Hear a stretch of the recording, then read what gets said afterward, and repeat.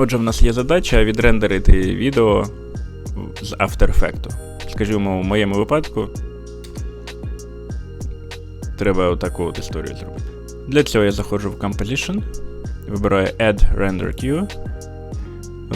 В цій вкладці, яка випадає, да? Тобто в будь-якому моменті я можу перемикнутися на неї. Best Settings не чіпаємо.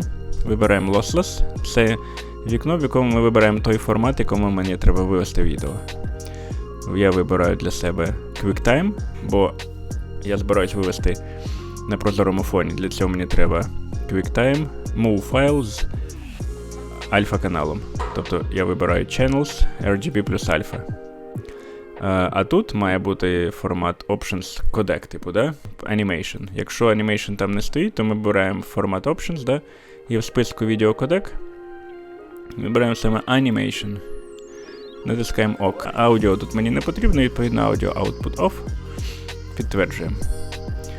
А тут ми вибираємо назву нашого файлу. Наприклад, цифри. Вибрали. І все, запускаємо рендер. Тобто ніякі медіаенкодери, бачите, навіть звук специфічний. Ніякі медіаенкодери тут не потрібні. Все. І ось він наш файл. Получився. Гарного дня і плідної роботи.